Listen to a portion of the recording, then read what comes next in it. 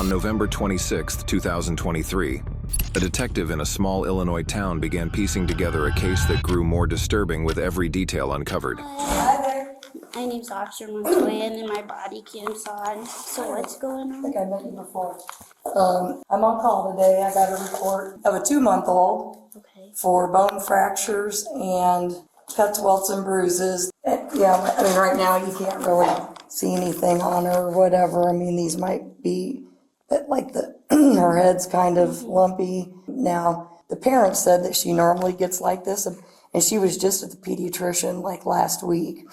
Yeah, this baby might end up not making it. Okay. So basically, I put in a safety plan, and I didn't let anybody that's been around her in the past few days supervise it. I mean, I don't know if she could. She just might not make it. Right, yeah. And then it's bone fractures. Bone fractures and cuts, welts, and bruises. Oh, they also said she had rib fractures on the left side.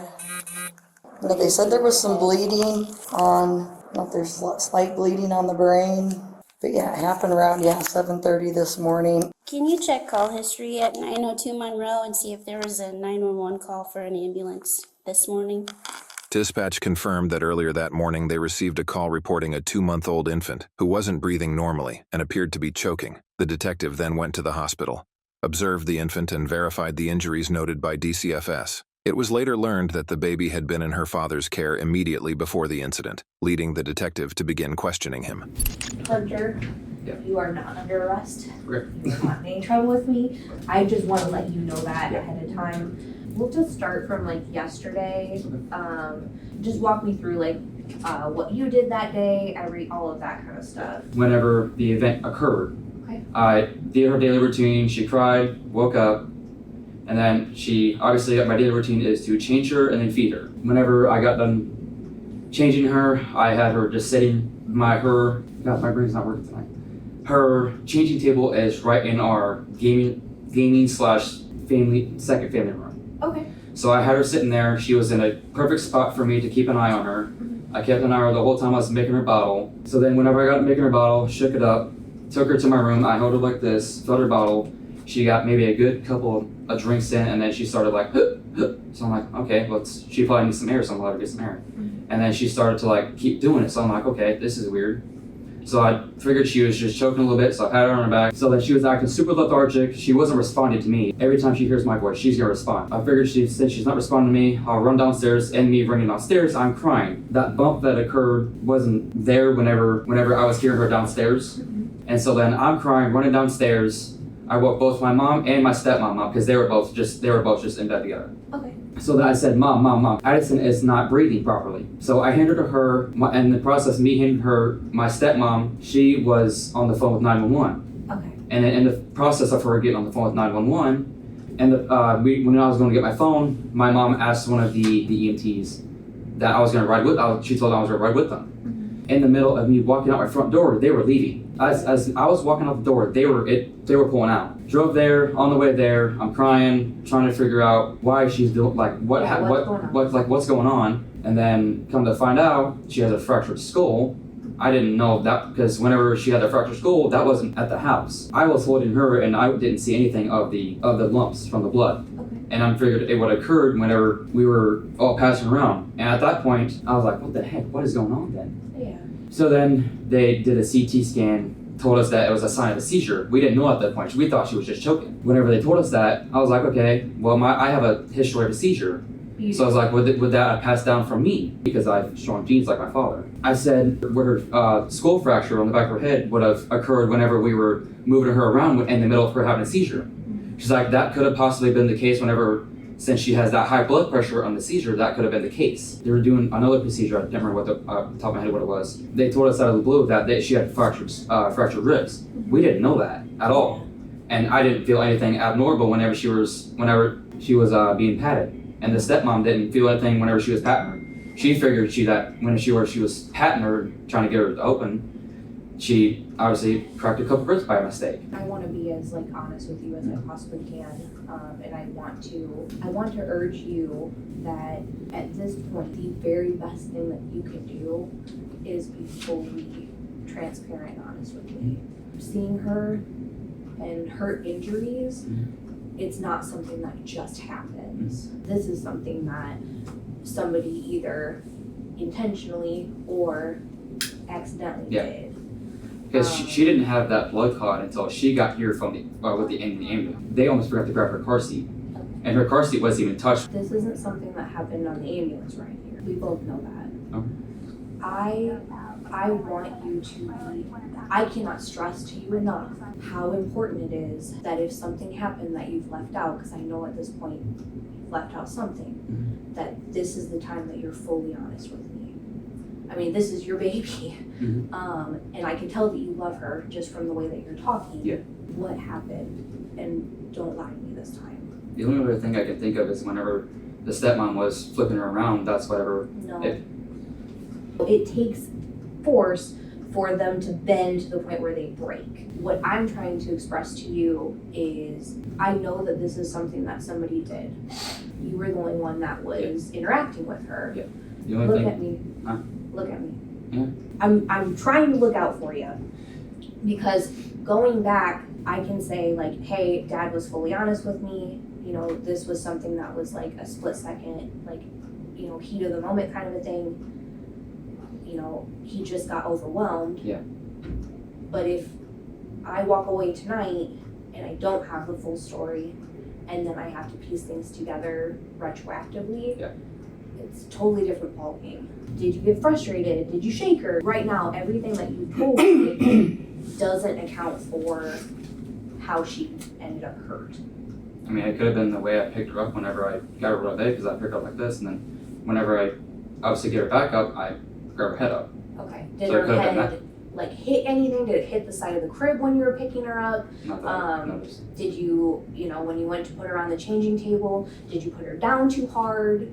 I know you're not telling me everything. I've done this job enough, and I've seen babies and worked with babies enough and worked with parents enough to know that you're leaving out how the baby got hurt. Just the initial impression I get from you is that you're not a bad guy that is like, this baby, I'm gonna hurt this baby, because you laugh, but we have talked to people that genuinely either or, there's something in them that they like hurting kids. If you lie to me and then these medical records come back and we're able to gather information that shows that this is what happened, but you lied to me, that makes it look a lot more like I'm this bad guy that wanted to hurt a baby, not, hey, I'm a dad, I just got young, I mean, I was 32 when I had my kid, and it was overwhelming as hell for me. So I can't imagine being, 19, having a 2-month-old, and then having those responsibilities thrust on you. This is the time. And just you sighing and looking down, like, dude, I'm telling ya, I have worked with people enough, like, I am not gonna look at you and think like, this guy is a bad guy. You do not give off those vibes. Explain it. Man, we get it, dude. We totally get it. Just, we get it. Once you get it out, you will feel better. What was she doing that was overwhelming? Crying. Okay. Was this at like... Normally whenever, obviously it's mom here, or mom's there, she just does her thing and stops crying, but my initial thought was, she hasn't stopped crying, then I pick her up, talk to her, see what's going on. I'm guessing whenever I'm not gonna lie, I almost dropped her, so I probably squeezed a little too hard by accident, and that's whenever And you're frustrated, so, and just being a human being, when you're frustrated, you're going to have that tension, and that would make sense to me. So you picked her up, I'm assuming like ribs around, this, picked her up, do not know like how to calm her down, what to do. She didn't eat at the first time, so I was like, I talked to her, see what's going on, and that's whenever I almost dropped her and squeezed a little harder so I didn't drop her. Okay. And when I picked her up, her head did go back. Okay. And that's just because. Did it hit something? No, I was standing in front of my bed, so there's no way if it hit something. Okay. You said when you picked her up, her head went back. Yeah, right? it went back like hard. Okay. You're trying to get her to calm down. What did you try to do next? I just put her down, walked in my room, came back a few seconds later, she was still crying, so I was like, I'm not trying to figure out what the heck's going on, and then... Did her head hit anything that could have like, Possibly, injured her? wasn't really looking. I just got frustrated and put her down. Could she have hit her head on the headboard at all or anything like that? I don't have a headboard. Okay, Any hard and that's objects in the what, bed that yeah, you're aware of? anything, Probably my controller. okay, so gaming controller possibility, not totally sure. Yeah, no, I'm not 100% sure, but I don't know. Have you been honest with your mom at all? Or not for the controller part, but yeah, most of it. But that you got overwhelmed Yes. and picked her up too hard and put her on the Yes. bed too hard? Okay. It sucks. Being a parent's freaking hard, It man. is. It's Nobody tells you how hard it actually is gonna be. Thank you for being honest with us. I know it took a minute to get there. I understand. Do you have questions for us at this point? Okay. We might later on have more questions or need to like clear up things with you. I have your phone number. I'll call you. So he's not getting arrested tonight or anything? No. After the interview concluded, detectives shifted their attention to the family's home. While reviewing the 911 call for the first time, officers noticed something unusual, a heavy banging sound in the background that didn't fit the explanation he had given. It was suspicious, and it immediately raised concerns about what had actually happened inside the residence. Once inside the home, those concerns only grew. As detectives worked their way through the rooms, they found a small clump of hair on the changing table, a discovery that suggested a violent impact had taken place. They also located blood on the infant's blanket and on the baby bottle, further indicating that the injuries she suffered did not come from any accidental fall. Other areas of the home showed signs that something far more aggressive had occurred than what he originally described. At the same time, investigators reviewed his phone activity and uncovered messages urging a family member to match the story he had given police. Combined with the physical evidence inside the home, it became increasingly clear that he still wasn't telling the full truth, and that the reality of what happened was far more gruesome than what he had admitted. With the scene documented and new concerns mounting, detectives brought him in for a second formal interview the next morning. With the doctors that I've talked to, that didn't cause the injury. So, like, what actually caused that head injury? I have no clue other than the controller or the seizure. She said that was just absolutely out of the range of possibility. Yeah. She said, specifically what she told me was that head injury is consistent with like a clear impact is the word that she used. Like that was Addison's head hitting something. Yeah. And at this point, you haven't given me good explanation as to, like, clearly you know what she hit her head on. Yeah. You know, I don't feel like you're giving me like the full story because it's not adding up yet. You know what I mean? Yeah. So I want you to be honest with me. And like I said, I get getting overwhelmed entirely. What happened to her head that caused that injury? And don't look away from me. I need you to tell me the actual truth. If you continue to give me only half-truths or give me bullshit, that's what extends this. Like, I want to get this wrapped up and be done with it and let you focus on your daughter, but you're not letting me do that if you're, not being straight with me. What actually happened that hurt her head? It could have been whenever I might have not thought I was being forceful with her whenever I dropped her, but it might have been. Okay.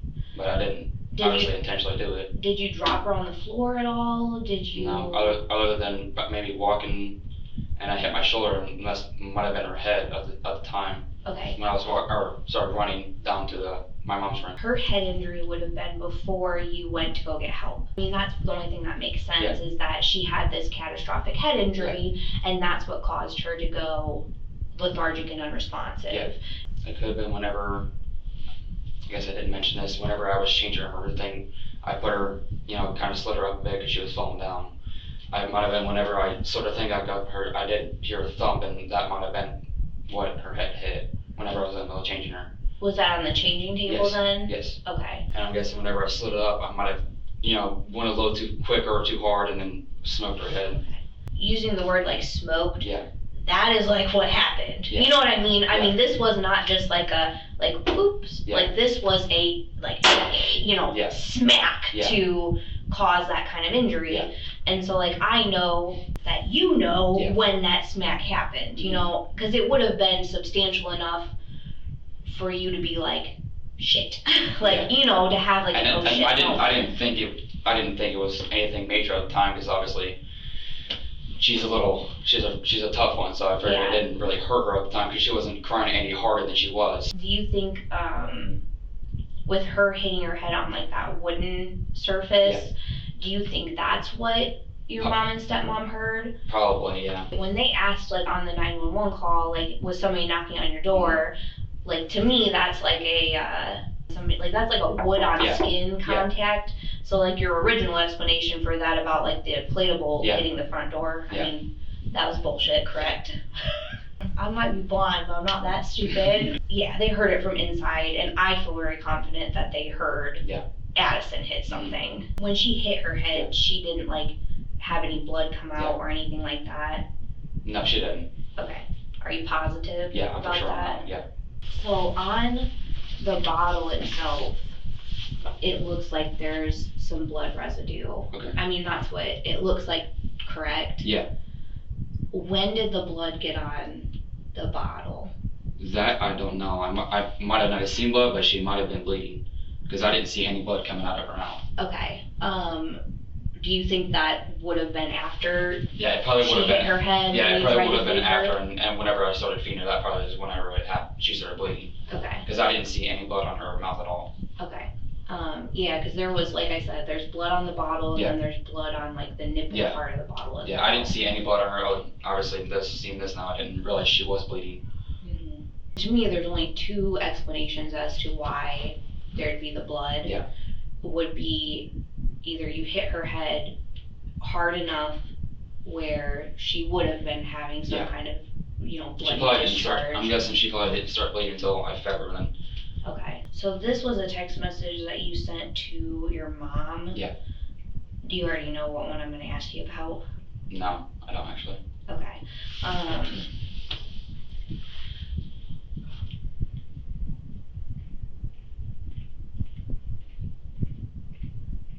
I sent her that this morning, but my phone must have malfunctioned and not sent it till that time. but more so my concern though is like, if you're telling me the truth and you are being, fully transparent with me, like, why are you having to coordinate with your mom for like what she's gonna tell you? You were asking them to basically match stories up with you. I don't know. What time did it say? No, that was, It was an afternoon. I didn't pay attention to the time. it was like right after I talked to you. Yeah. So why did you need to basically not tell her exactly what to say, but basically tell her what to say? Because I didn't tell her in the morning. I can only interpret it as like you guys trying to, make sure that your stories match up, which can be, a concern of mine. Let me go see if Tammy's back from lunch and see how long the probably process is going to take. Do you need water or anything? No. Okay. I'll be right back. Okay. After the interview concluded, detectives returned to the hospital. The infant lay motionless in the pediatric intensive care unit, surrounded by machines that were doing the work her body could no longer manage. Doctors reported no brain activity. Her skull was fractured, her ribs broken, her brain swollen and bleeding. Despite the gravity of her condition, he showed almost no visible emotion during the updates. No tears, no panic, no urgency. Just a blank, distant stare as detectives continued their questions. As investigators pressed for the truth, the shifting stories could no longer stand. Under the weight of the evidence, he admitted becoming overwhelmed when the baby wouldn't stop crying. He confessed to holding her with one hand around her tiny torso and repeatedly slamming her head and back against a door. He admitted squeezing her tightly in frustration. He also acknowledged putting her down on the bed with force. Every admission aligned with the devastating injuries doctors had documented. Through it all, he remained emotionless. No grief, no remorse, no visible reaction as detectives described the suffering of a child who depended entirely on him.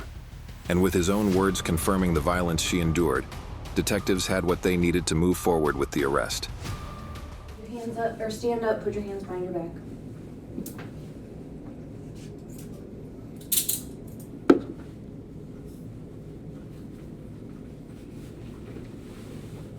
The night following his arrest, the infant succumbed to her injuries. With her death confirmed, prosecutors filed a total of 8 felony charges, 3 counts of first-degree murder, each alleging that he knowingly caused fatal blunt force injuries to a 2-month-old child, and 5 counts of aggravated battery to a child, tied to the extensive trauma documented by doctors. Due to the brutality of the case and the overwhelming evidence presented, the state petitioned to hold him without pretrial release. The judge agreed, ruling that he posed a real and present threat to the safety of the community and that no conditions of release could mitigate that danger.